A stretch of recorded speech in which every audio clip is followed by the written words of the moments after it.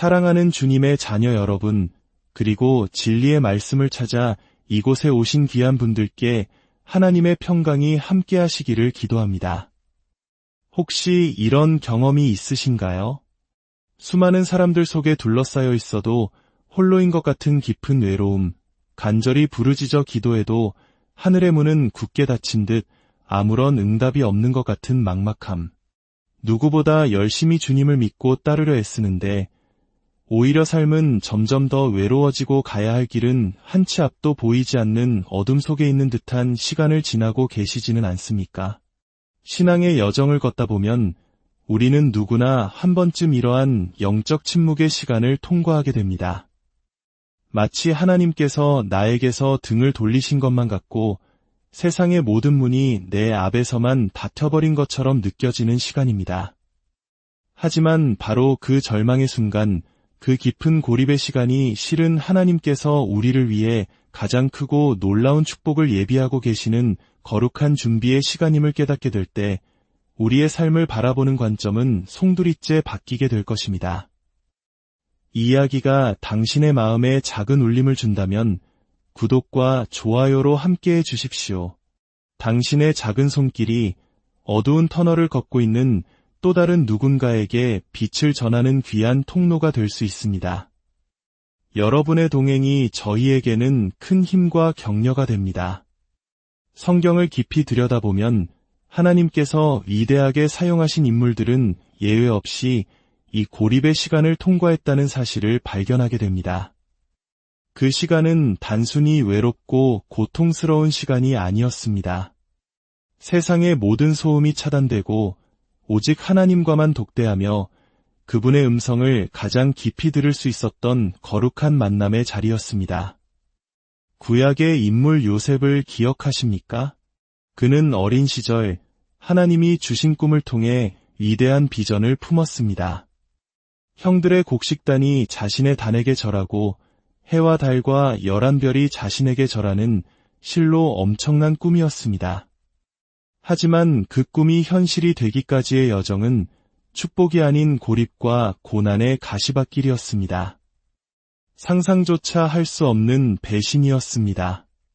가장 믿었던 형들의 손에 의해 머나먼 이국 땅 이집트의 노예로 팔려간 것입니다.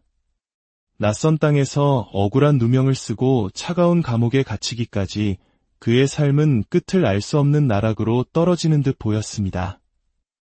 그러나 요셉은 그 모든 순간에도 하나님을 향한 신뢰를 놓지 않았습니다. 훗날 애굽의 총리가 되어 자신을 팔아넘겼던 형들과 마주한 요셉은 창세기 신장 20절에서 이렇게 고백합니다. 당신들은 나를 해하려 하였으나 하나님은 그것을 선으로 바꾸사 오늘과 같이 많은 백성의 생명을 구원하게 하시려 하셨나니 하나님께서는 감옥이라는 가장 깊은 고립의 자리에서 요셉의 성품을 정금같이 다듬으시고 그를 애굽의 총리로 세워 수많은 생명을 구원하는 위대한 도구로 사용하셨습니다. 그렇습니다. 고립의 시간은 축복을 담을 그릇을 만드는 준비의 시간이었습니다.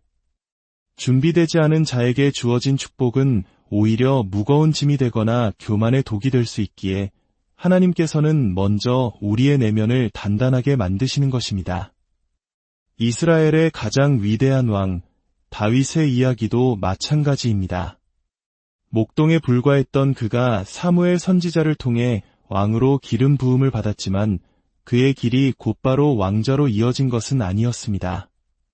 오히려 그때부터 그의 삶은 쫓기는 자의 삶, 철저히 고립된 광야의 삶이었습니다.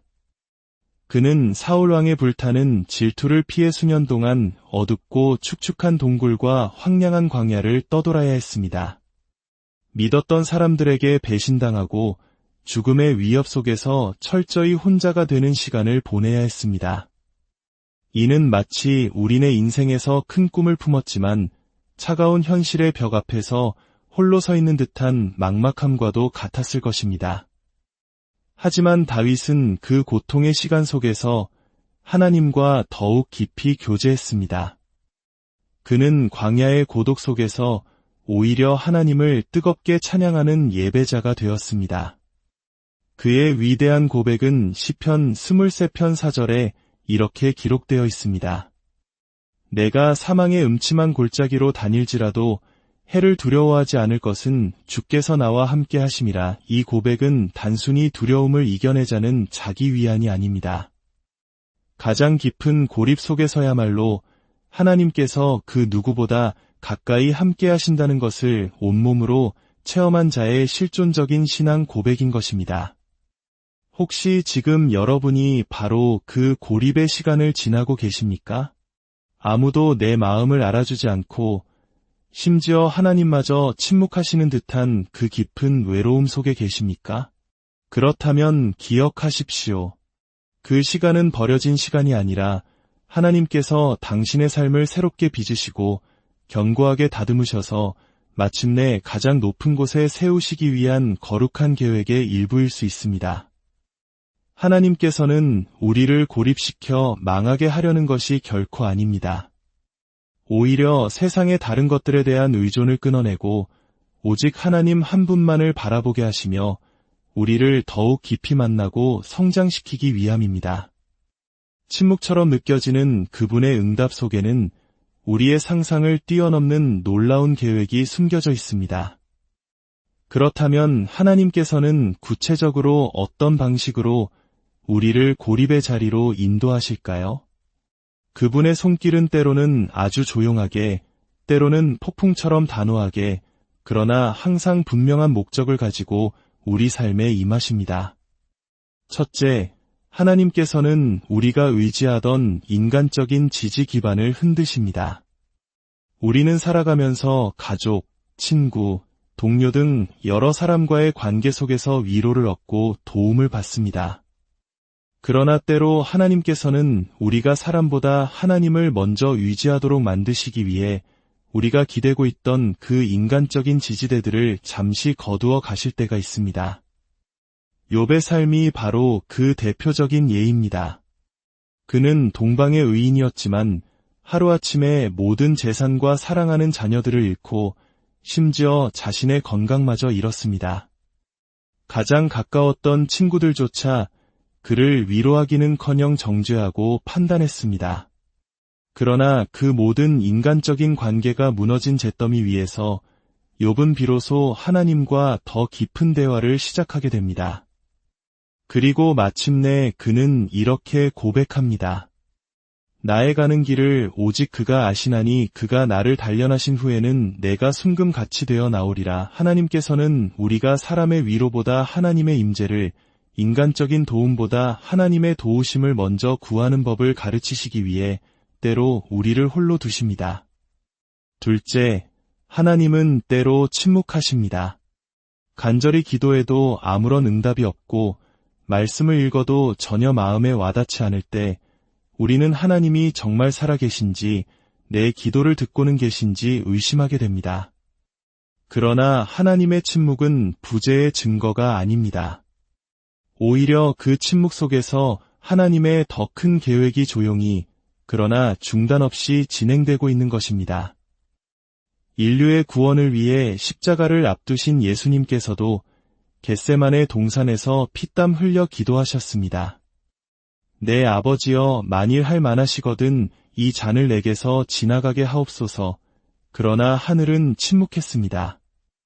하지만 그 침묵 속에서도 인류를 구원하시려는 하나님의 계획은 한치의 오차도 없이 진행되고 있었습니다.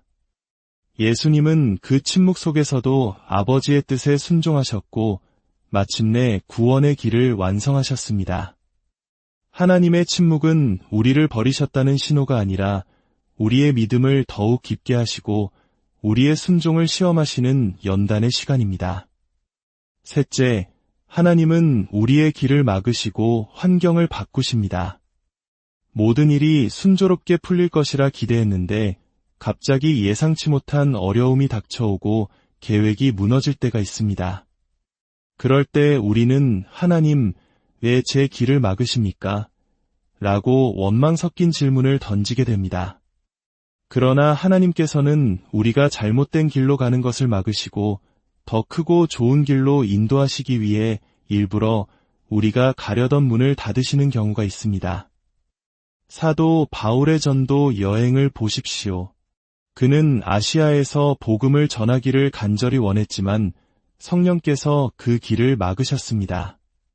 성령이 아시아에서 말씀을 전하지 못하게 하시거늘 인간적으로는 이해할 수 없는 상황이었지만 그 막힌 길 끝에서 바울은 마게도냐로 건너오라는 환상을 보게 되었고 이를 통해 유럽 선교의 문이 활짝 열리게 되었습니다.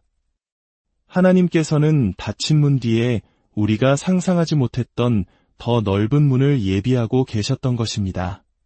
그렇다면 이처럼 깊은 고립의 시간 속에서 우리는 어떻게 반응해야 할까요?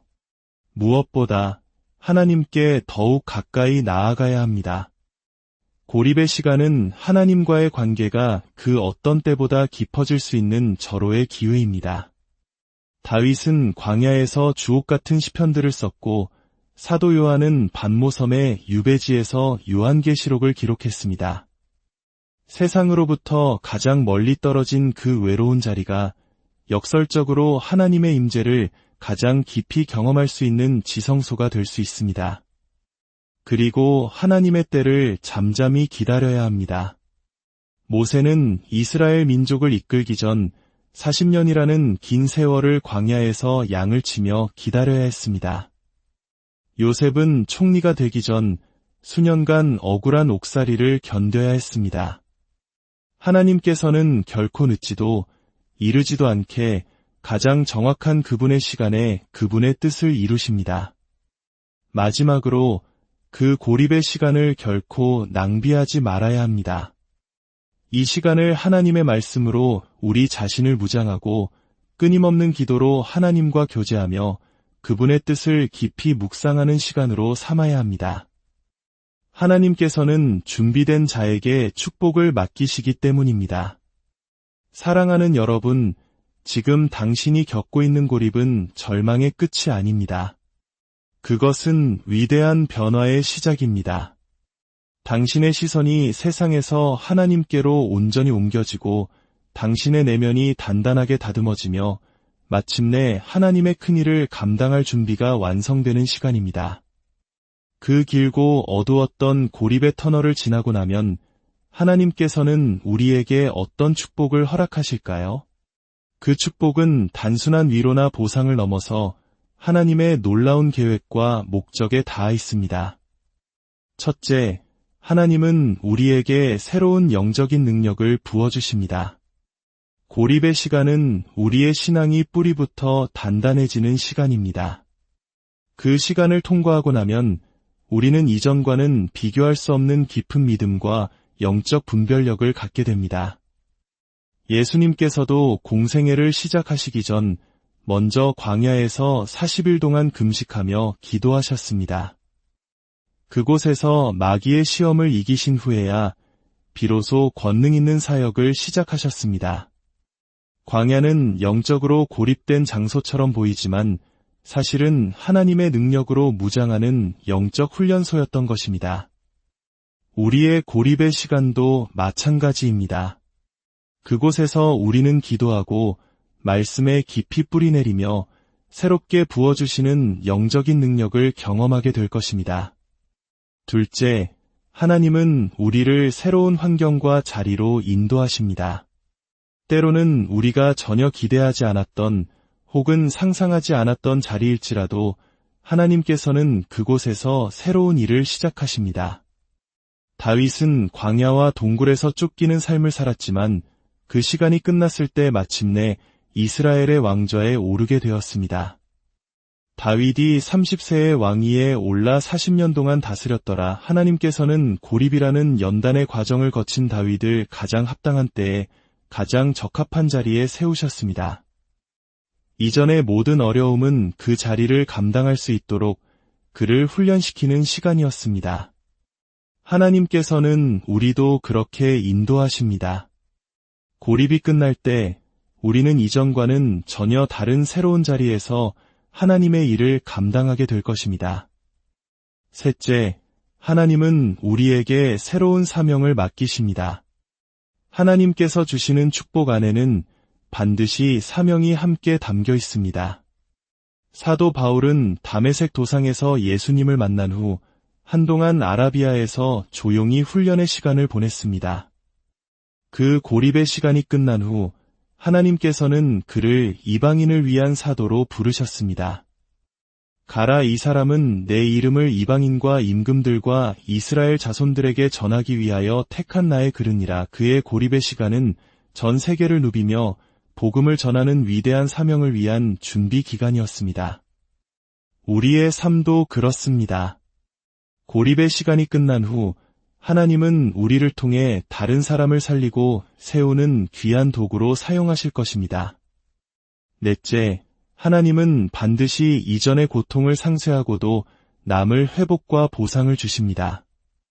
고립의 시간 동안 흘렸던 눈물, 견뎌냈던 외로움, 믿음을 지키기 위한 인내, 그 모든 것은 결코 하나님 앞에서 낭비되지 않습니다. 욥은 모든 고난을 통과한 후 하나님으로부터 이전 소유보다 갑절의 복을 받았습니다.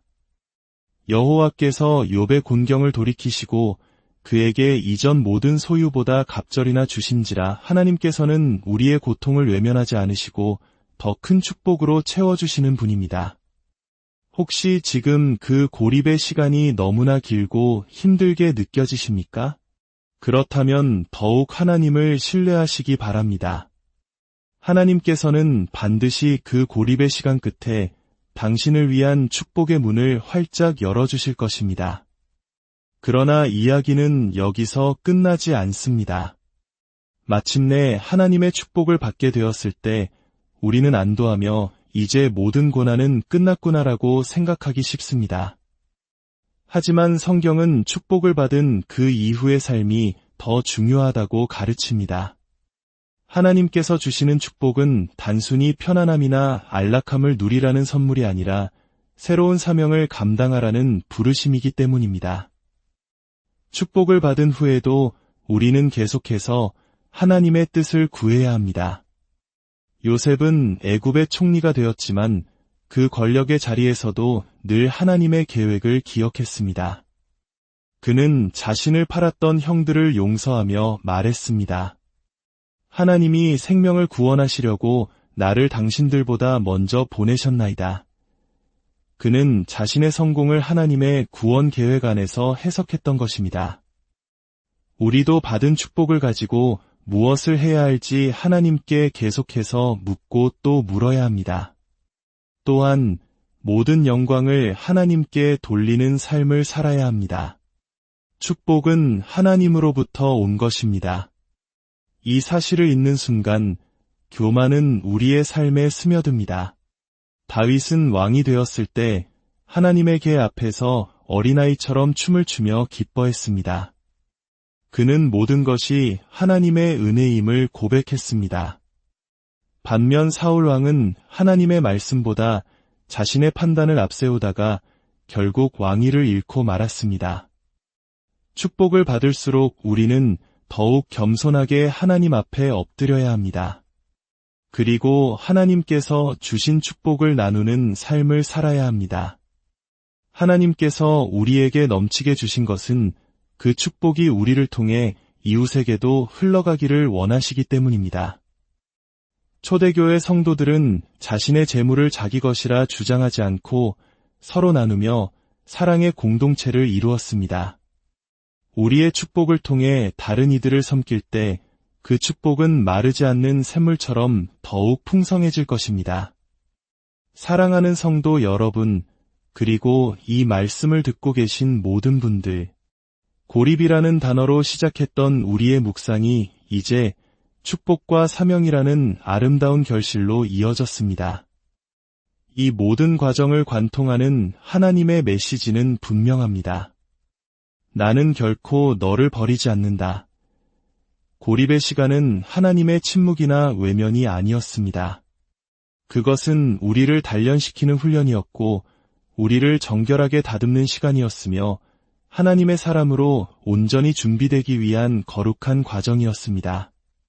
그리고 마침내 그 시간이 끝났을 때 하나님은 놀라운 방식으로 우리를 높이 들어 사용하십니다. 기억하십시오. 하나님은 우리를 낮추신 후에 높이시는 분입니다. 우리의 힘과 자랑을 모두 내려놓고 겸손히 그분 앞에 엎드릴 때 하나님의 능하신 손이 우리를 일으켜 세우실 것입니다. 또한 기억하십시오. 하나님은 우리의 눈물을 결코 헛되이 하지 않으시고 반드시 회복과 보상으로 갚아주시는 분입니다. 당신의 인내와 믿음에 대해 하나님께서는 가장 좋은 것으로 응답하실 것입니다.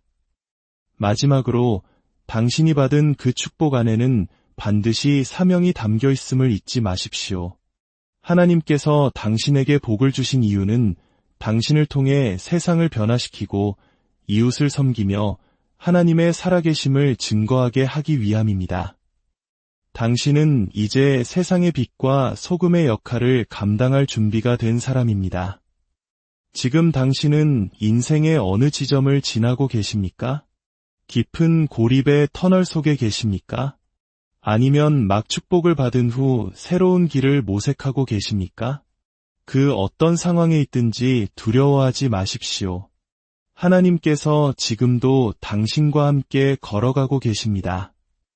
이제 당신의 삶을 향한 하나님의 놀라운 계획을 신뢰하며 믿음으로 한 걸음 내디드시기를 축복합니다. 기도하겠습니다. 사랑과 은혜의 하나님 아버지, 오늘 우리에게 고립의 시간이 갖는 영적인 의미를 깨닫게 하시니 감사합니다. 지금 외롭고 힘든 시간을 보내고 있는 당신의 자녀들이 있다면 친히 찾아가 위로하여 주시고 이 시간이 결코 버려진 시간이 아니라 가장 위대한 축복을 위한 준비의 시간임을 믿음의 눈으로 바라보게 하여 주옵소서.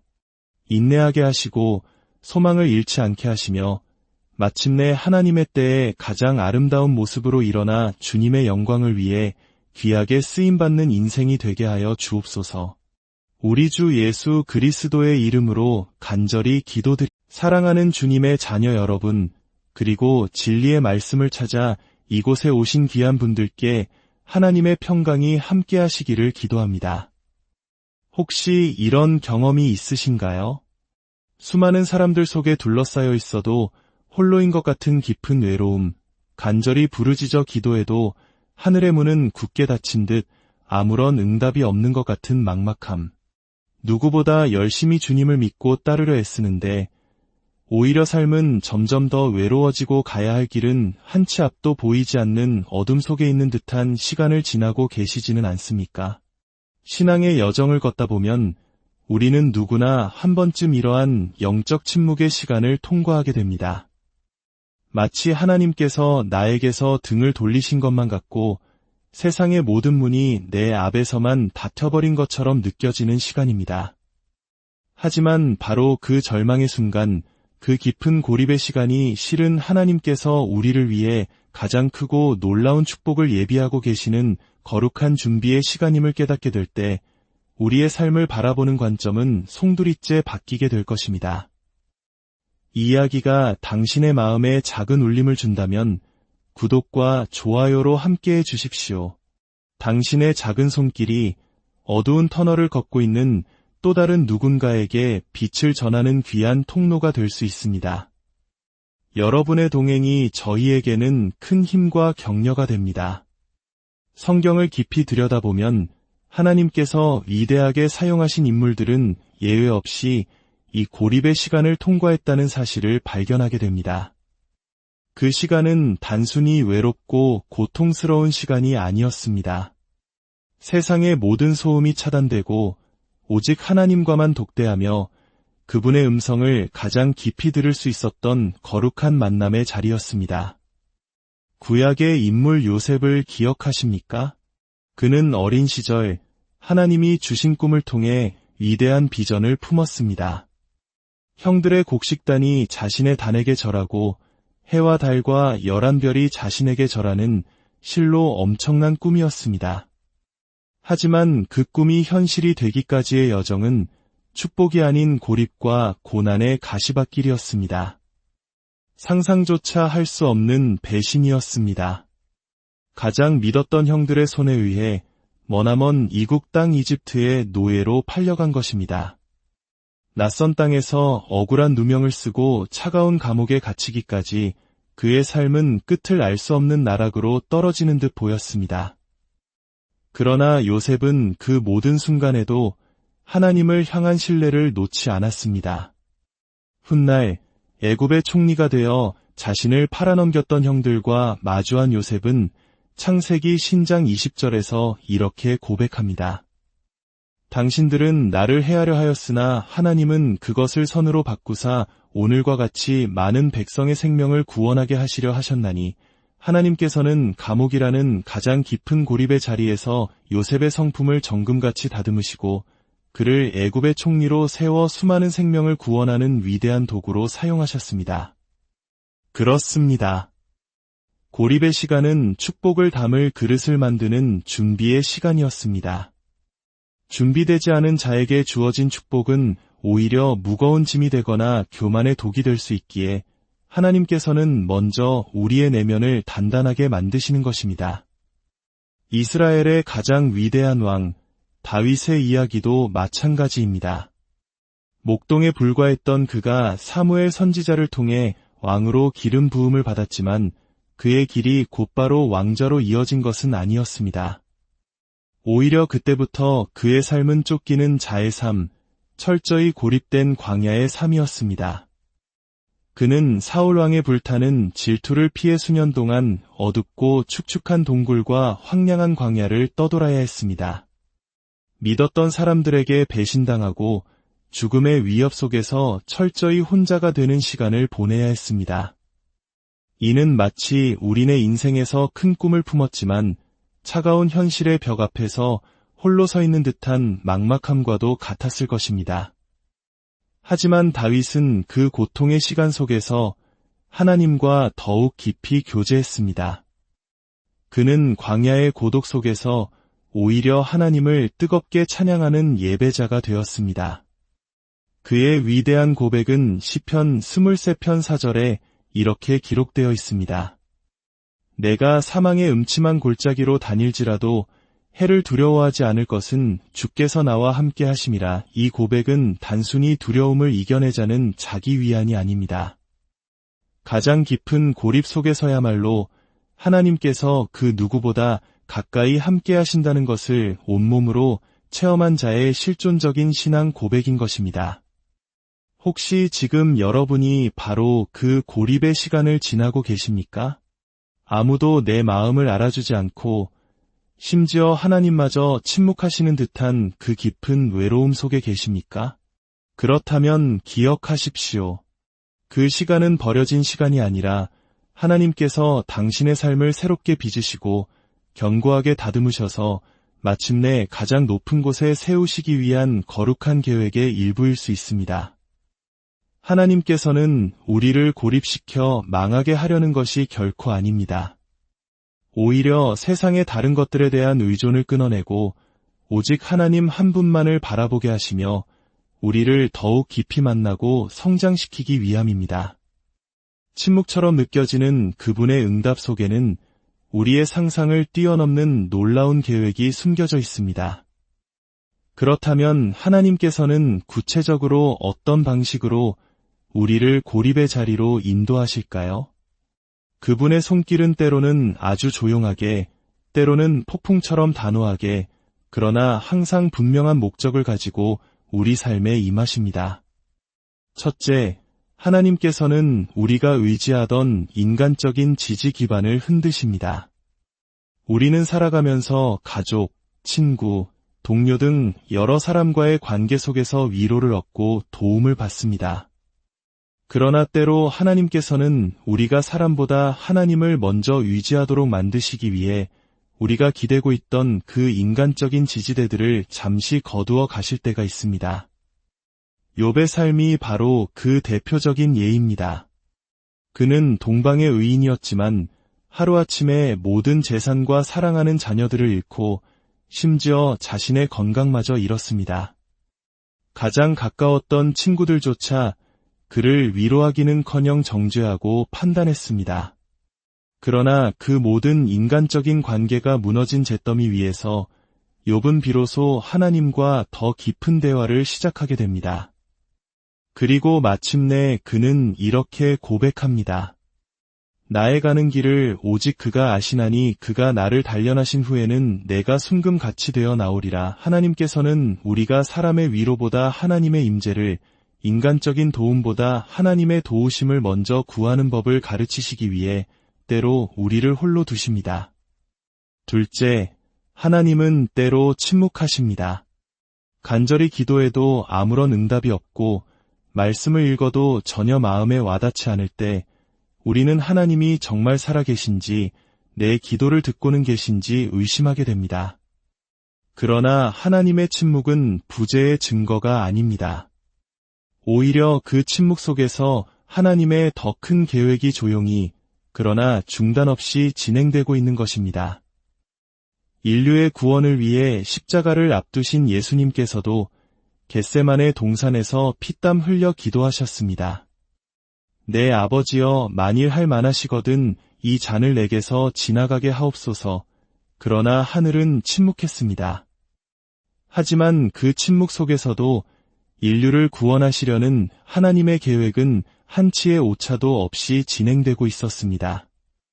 예수님은 그 침묵 속에서도 아버지의 뜻에 순종하셨고 마침내 구원의 길을 완성하셨습니다. 하나님의 침묵은 우리를 버리셨다는 신호가 아니라 우리의 믿음을 더욱 깊게 하시고 우리의 순종을 시험하시는 연단의 시간입니다. 셋째, 하나님은 우리의 길을 막으시고 환경을 바꾸십니다. 모든 일이 순조롭게 풀릴 것이라 기대했는데 갑자기 예상치 못한 어려움이 닥쳐오고 계획이 무너질 때가 있습니다. 그럴 때 우리는 하나님, 왜 제 길을 막으십니까? 라고 원망 섞인 질문을 던지게 됩니다. 그러나 하나님께서는 우리가 잘못된 길로 가는 것을 막으시고 더 크고 좋은 길로 인도하시기 위해 일부러 우리가 가려던 문을 닫으시는 경우가 있습니다. 사도 바울의 전도 여행을 보십시오. 그는 아시아에서 복음을 전하기를 간절히 원했지만 성령께서 그 길을 막으셨습니다. 성령이 아시아에서 말씀을 전하지 못하게 하시거늘 인간적으로는 이해할 수 없는 상황이었지만 그 막힌 길 끝에서 바울은 마게도냐로 건너오라는 환상을 보게 되었고 이를 통해 유럽 선교의 문이 활짝 열리게 되었습니다. 하나님께서는 닫힌 문 뒤에 우리가 상상하지 못했던 더 넓은 문을 예비하고 계셨던 것입니다. 그렇다면 이처럼 깊은 고립의 시간 속에서 우리는 어떻게 반응해야 할까요? 무엇보다 하나님께 더욱 가까이 나아가야 합니다. 고립의 시간은 하나님과의 관계가 그 어떤 때보다 깊어질 수 있는 절호의 기회입니다. 다윗은 광야에서 주옥 같은 시편들을 썼고 사도 요한은 반모섬의 유배지에서 요한계시록을 기록했습니다. 세상으로부터 가장 멀리 떨어진 그 외로운 자리가 역설적으로 하나님의 임재를 가장 깊이 경험할 수 있는 지성소가 될 수 있습니다. 그리고 하나님의 때를 잠잠히 기다려야 합니다. 모세는 이스라엘 민족을 이끌기 전 40년이라는 긴 세월을 광야에서 양을 치며 기다려야 했습니다. 요셉은 총리가 되기 전 수년간 억울한 옥살이를 견뎌야 했습니다.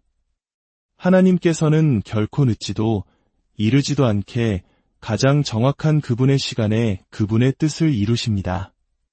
마지막으로 그 고립의 시간을 결코 낭비하지 말아야 합니다. 이 시간을 하나님의 말씀으로 우리 자신을 무장하고 끊임없는 기도로 하나님과 교제하며 그분의 뜻을 깊이 묵상하는 시간으로 삼아야 합니다. 하나님께서는 준비된 자에게 축복을 맡기시기 때문입니다. 사랑하는 여러분, 지금 당신이 겪고 있는 고립은 절망의 끝이 아닙니다. 그것은 위대한 변화의 시작입니다. 당신의 시선이 세상에서 하나님께로 온전히 옮겨지고 당신의 내면이 단단하게 다듬어지며 마침내 하나님의 큰일을 감당할 준비가 완성되는 시간입니다. 그 길고 어두웠던 고립의 터널을 지나고 나면 하나님께서는 우리에게 어떤 축복을 허락하실까요? 그 축복은 단순한 위로나 보상을 넘어서 하나님의 놀라운 계획과 목적에 닿아 있습니다. 첫째, 하나님은 우리에게 새로운 영적인 능력을 부어주십니다. 고립의 시간은 우리의 신앙이 뿌리부터 단단해지는 시간입니다. 그 시간을 통과하고 나면 우리는 이전과는 비교할 수 없는 깊은 믿음과 영적 분별력을 갖게 됩니다. 예수님께서도 공생애를 시작하시기 전 먼저 광야에서 40일 동안 금식하며 기도하셨습니다. 그곳에서 마귀의 시험을 이기신 후에야 비로소 권능 있는 사역을 시작하셨습니다. 광야는 영적으로 고립된 장소처럼 보이지만 사실은 하나님의 능력으로 무장하는 영적 훈련소였던 것입니다. 우리의 고립의 시간도 마찬가지입니다. 그곳에서 우리는 기도하고 말씀에 깊이 뿌리내리며 새롭게 부어주시는 영적인 능력을 경험하게 될 것입니다. 둘째, 하나님은 우리를 새로운 환경과 자리로 인도하십니다. 때로는 우리가 전혀 기대하지 않았던 혹은 상상하지 않았던 자리일지라도 하나님께서는 그곳에서 새로운 일을 시작하십니다. 다윗은 광야와 동굴에서 쫓기는 삶을 살았지만 그 시간이 끝났을 때 마침내 이스라엘의 왕좌에 오르게 되었습니다. 다윗이 30세의 왕위에 올라 40년 동안 다스렸더라. 하나님께서는 고립이라는 연단의 과정을 거친 다윗을 가장 합당한 때에 가장 적합한 자리에 세우셨습니다. 이전의 모든 어려움은 그 자리를 감당할 수 있도록 그를 훈련시키는 시간이었습니다. 하나님께서는 우리도 그렇게 인도하십니다. 고립이 끝날 때 우리는 이전과는 전혀 다른 새로운 자리에서 하나님의 일을 감당하게 될 것입니다. 셋째, 하나님은 우리에게 새로운 사명을 맡기십니다. 하나님께서 주시는 축복 안에는 반드시 사명이 함께 담겨 있습니다. 사도 바울은 다메섹 도상에서 예수님을 만난 후 한동안 아라비아에서 조용히 훈련의 시간을 보냈습니다. 그 고립의 시간이 끝난 후 하나님께서는 그를 이방인을 위한 사도로 부르셨습니다. 가라, 이 사람은 내 이름을 이방인과 임금들과 이스라엘 자손들에게 전하기 위하여 택한 나의 그르니라. 그의 고립의 시간은 전 세계를 누비며 복음을 전하는 위대한 사명을 위한 준비 기간이었습니다. 우리의 삶도 그렇습니다. 고립의 시간이 끝난 후 하나님은 우리를 통해 다른 사람을 살리고 세우는 귀한 도구로 사용하실 것입니다. 넷째, 하나님은 반드시 이전의 고통을 상쇄하고도 남을 회복과 보상을 주십니다. 고립의 시간 동안 흘렸던 눈물, 견뎌냈던 외로움, 믿음을 지키기 위한 인내, 그 모든 것은 결코 하나님 앞에서 낭비되지 않습니다. 욥은 모든 고난을 통과한 후 하나님으로부터 이전 소유보다 갑절의 복을 받았습니다. 여호와께서 욥의 곤경을 돌이키시고 그에게 이전 모든 소유보다 갑절이나 주신지라. 하나님께서는 우리의 고통을 외면하지 않으시고 더 큰 축복으로 채워주시는 분입니다.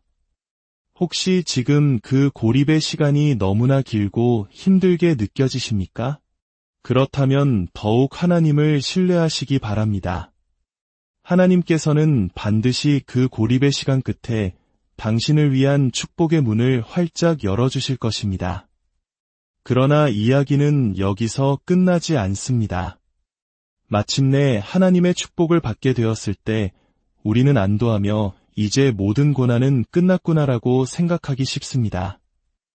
하지만 성경은 축복을 받은 그 이후의 삶이 더 중요하다고 가르칩니다. 하나님께서 주시는 축복은 단순히 편안함이나 안락함을 누리라는 선물이 아니라 새로운 사명을 감당하라는 부르심이기 때문입니다. 축복을 받은 후에도 우리는 계속해서 하나님의 뜻을 구해야 합니다. 요셉은 애굽의 총리가 되었지만 그 권력의 자리에서도 늘 하나님의 계획을 기억했습니다. 그는 자신을 팔았던 형들을 용서하며 말했습니다. 하나님이 생명을 구원하시려고 나를 당신들보다 먼저 보내셨나이다.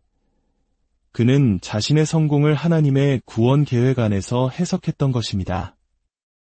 우리도 받은 축복을 가지고 무엇을 해야 할지 하나님께 계속해서 묻고 또 물어야 합니다. 또한 모든 영광을 하나님께 돌리는 삶을 살아야 합니다. 축복은 하나님으로부터 온 것입니다. 이 사실을 잊는 순간 교만은 우리의 삶에 스며듭니다. 다윗은 왕이 되었을 때 하나님의 궤 앞에서 어린아이처럼 춤을 추며 기뻐했습니다. 그는 모든 것이 하나님의 은혜임을 고백했습니다. 반면 사울 왕은 하나님의 말씀보다 자신의 판단을 앞세우다가 결국 왕위를 잃고 말았습니다. 축복을 받을수록 우리는 더욱 겸손하게 하나님 앞에 엎드려야 합니다. 그리고 하나님께서 주신 축복을 나누는 삶을 살아야 합니다. 하나님께서 우리에게 넘치게 주신 것은 그 축복이 우리를 통해 이웃에게도 흘러가기를 원하시기 때문입니다. 초대교회 성도들은 자신의 재물을 자기 것이라 주장하지 않고 서로 나누며 사랑의 공동체를 이루었습니다. 우리의 축복을 통해 다른 이들을 섬길 때 그 축복은 마르지 않는 샘물처럼 더욱 풍성해질 것입니다. 사랑하는 성도 여러분, 그리고 이 말씀을 듣고 계신 모든 분들, 고립이라는 단어로 시작했던 우리의 묵상이 이제 축복과 사명이라는 아름다운 결실로 이어졌습니다.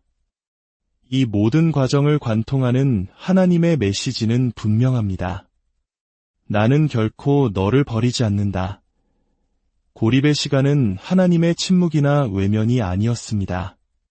그것은 우리를 단련시키는 훈련이었고 우리를 정결하게 다듬는 시간이었으며 하나님의 사람으로 온전히 준비되기 위한 거룩한 과정이었습니다. 그리고 마침내 그 시간이 끝났을 때 하나님은 놀라운 방식으로 우리를 높이 들어 사용하십니다. 기억하십시오. 하나님은 우리를 낮추신 후에 높이시는 분입니다. 우리의 힘과 자랑을 모두 내려놓고 겸손히 그분 앞에 엎드릴 때 하나님의 능하신 손이 우리를 일으켜 세우실 것입니다. 또한 기억하십시오. 하나님은 우리의 눈물을 결코 헛되이 하지 않으시고 반드시 회복과 보상으로 갚아주시는 분입니다. 당신의 인내와 믿음에 대해 하나님께서는 가장 좋은 것으로 응답하실 것입니다. 마지막으로 당신이 받은 그 축복 안에는 반드시 사명이 담겨 있음을 잊지 마십시오. 하나님께서 당신에게 복을 주신 이유는 당신을 통해 세상을 변화시키고 이웃을 섬기며 하나님의 살아계심을 증거하게 하기 위함입니다.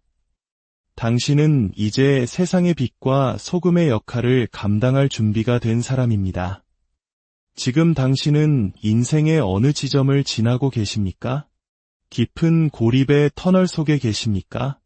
아니면 막 축복을 받은 후 새로운 길을 모색하고 계십니까? 그 어떤 상황에 있든지 두려워하지 마십시오. 하나님께서 지금도 당신과 함께 걸어가고 계십니다. 이제 당신의 삶을 향한 하나님의 놀라운 계획을 신뢰하며 믿음으로 한 걸음 내디드시기를 축복합니다. 기도하겠습니다.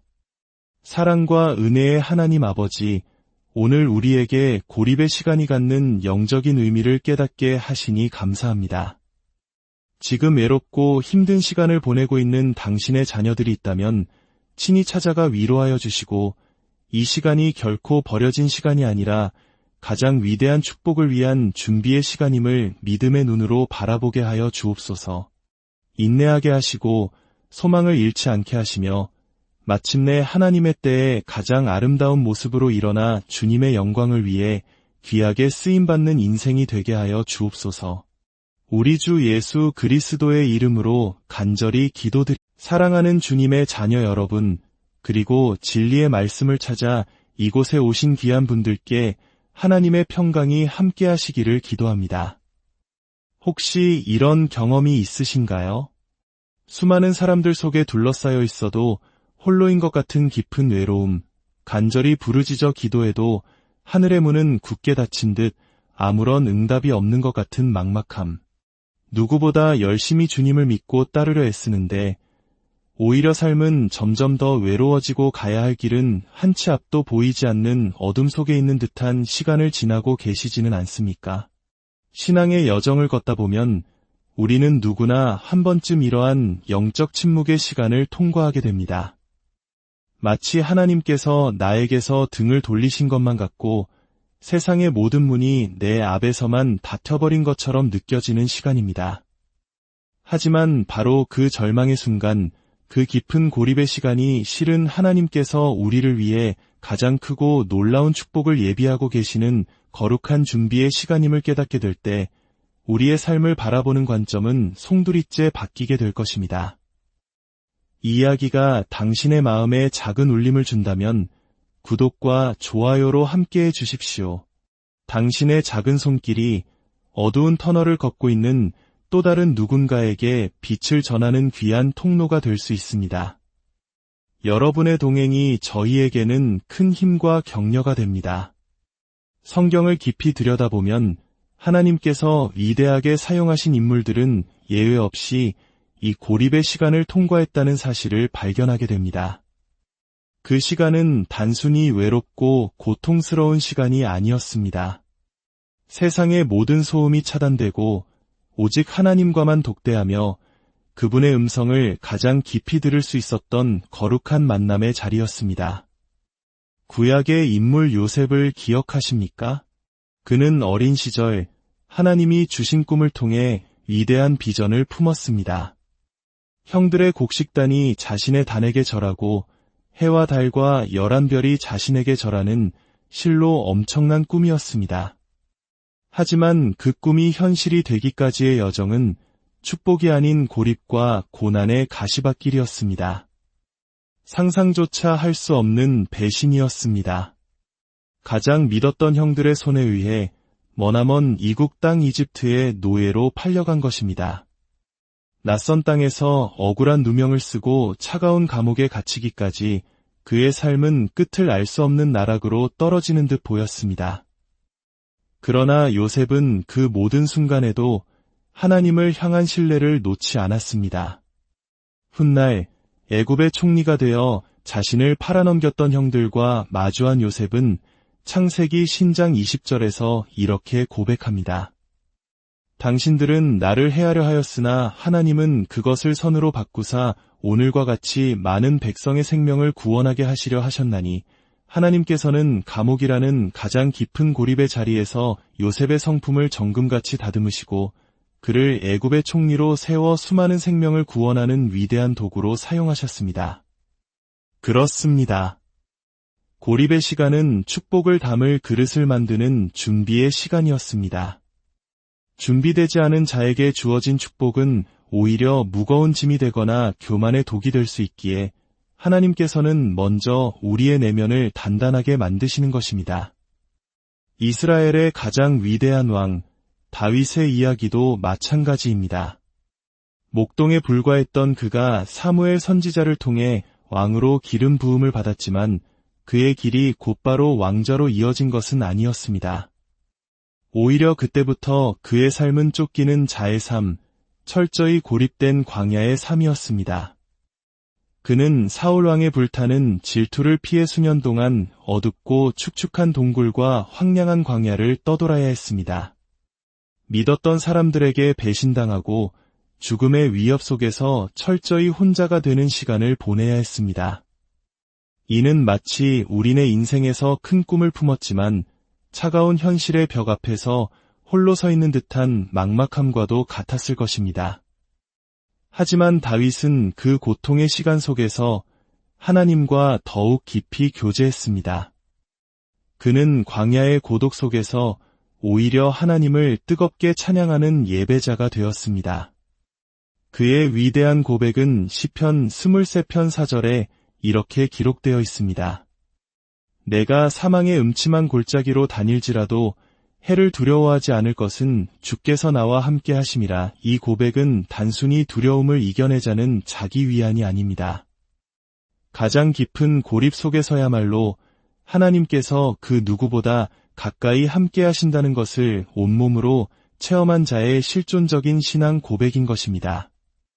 혹시 지금 여러분이 바로 그 고립의 시간을 지나고 계십니까? 아무도 내 마음을 알아주지 않고 심지어 하나님마저 침묵하시는 듯한 그 깊은 외로움 속에 계십니까? 그렇다면 기억하십시오. 그 시간은 버려진 시간이 아니라 하나님께서 당신의 삶을 새롭게 빚으시고 견고하게 다듬으셔서 마침내 가장 높은 곳에 세우시기 위한 거룩한 계획의 일부일 수 있습니다. 하나님께서는 우리를 고립시켜 망하게 하려는 것이 결코 아닙니다. 오히려 세상의 다른 것들에 대한 의존을 끊어내고 오직 하나님 한 분만을 바라보게 하시며 우리를 더욱 깊이 만나고 성장시키기 위함입니다. 침묵처럼 느껴지는 그분의 응답 속에는 우리의 상상을 뛰어넘는 놀라운 계획이 숨겨져 있습니다. 그렇다면 하나님께서는 구체적으로 어떤 방식으로 우리를 고립의 자리로 인도하실까요? 그분의 손길은 때로는 아주 조용하게, 때로는 폭풍처럼 단호하게, 그러나 항상 분명한 목적을 가지고 우리 삶에 임하십니다. 첫째, 하나님께서는 우리가 의지하던 인간적인 지지 기반을 흔드십니다. 우리는 살아가면서 가족, 친구, 동료 등 여러 사람과의 관계 속에서 위로를 얻고 도움을 받습니다. 그러나 때로 하나님께서는 우리가 사람보다 하나님을 먼저 의지하도록 만드시기 위해 우리가 기대고 있던 그 인간적인 지지대들을 잠시 거두어 가실 때가 있습니다. 욥의 삶이 바로 그 대표적인 예입니다.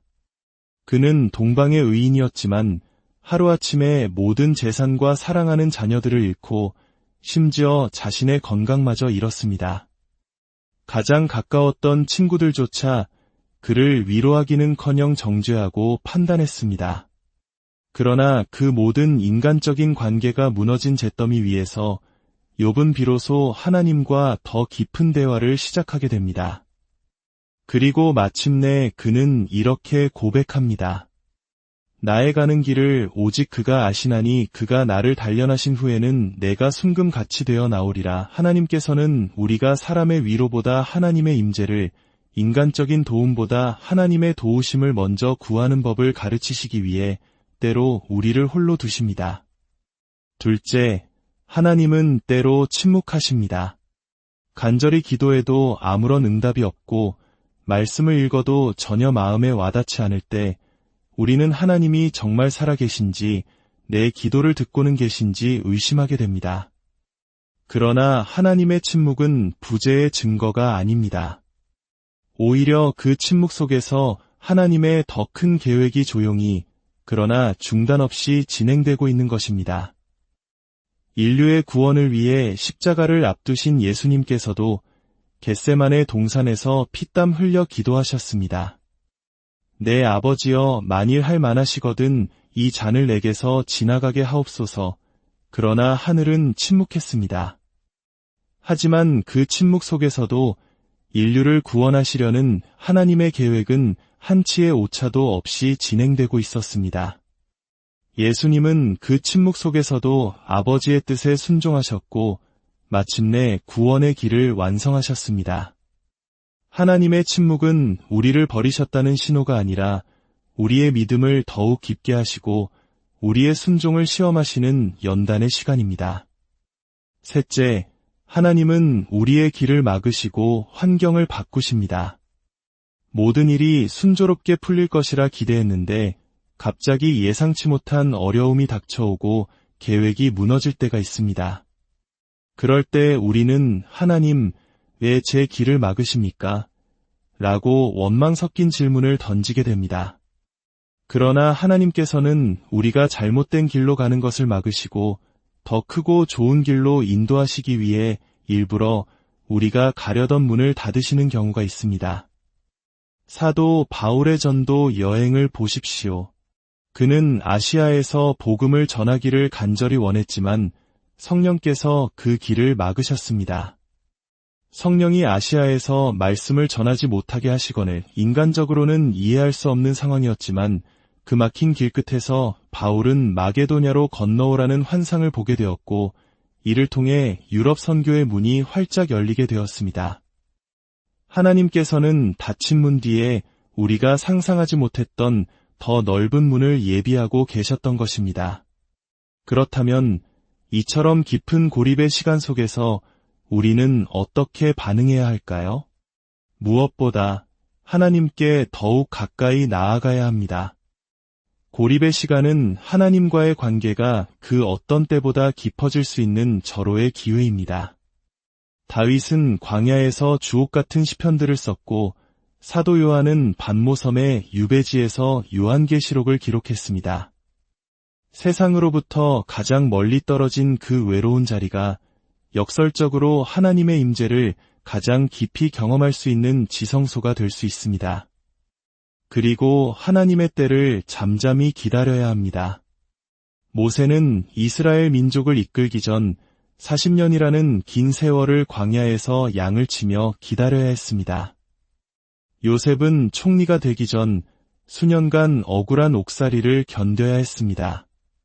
하나님께서는 결코 늦지도 이르지도 않게 가장 정확한 그분의 시간에 그분의 뜻을 이루십니다. 마지막으로 그 고립의 시간을 결코 낭비하지 말아야 합니다. 이 시간을 하나님의 말씀으로 우리 자신을 무장하고 끊임없는 기도로 하나님과 교제하며 그분의 뜻을 깊이 묵상하는 시간으로 삼아야 합니다.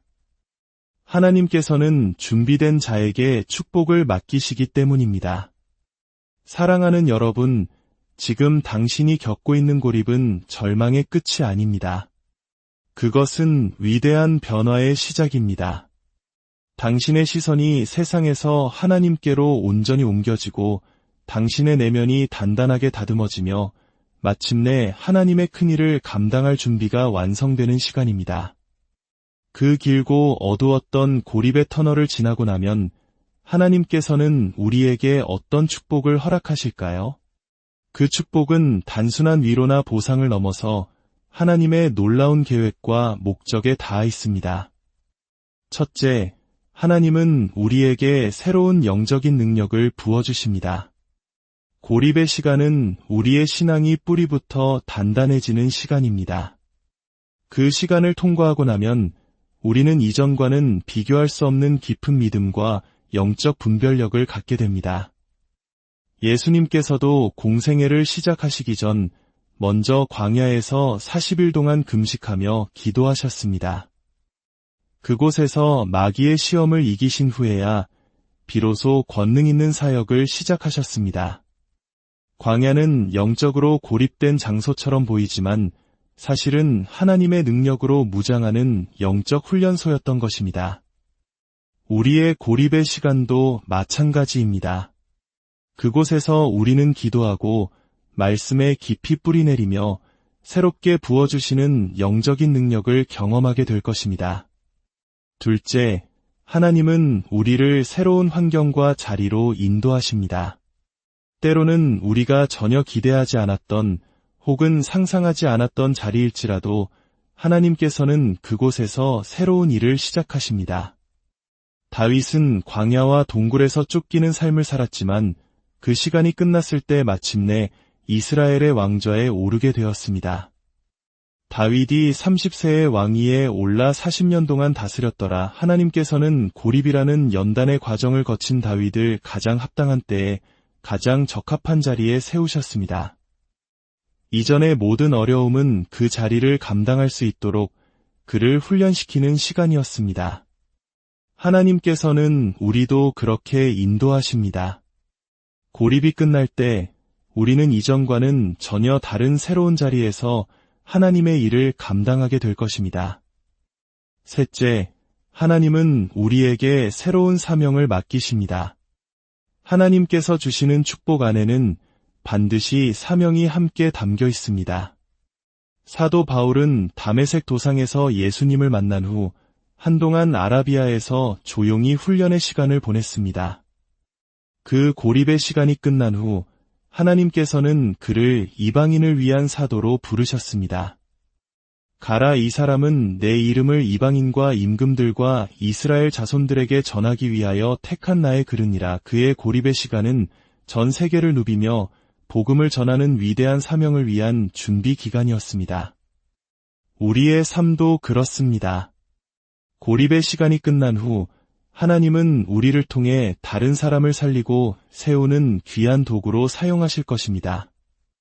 넷째, 하나님은 반드시 이전의 고통을 상쇄하고도 남을 회복과 보상을 주십니다. 고립의 시간 동안 흘렸던 눈물, 견뎌냈던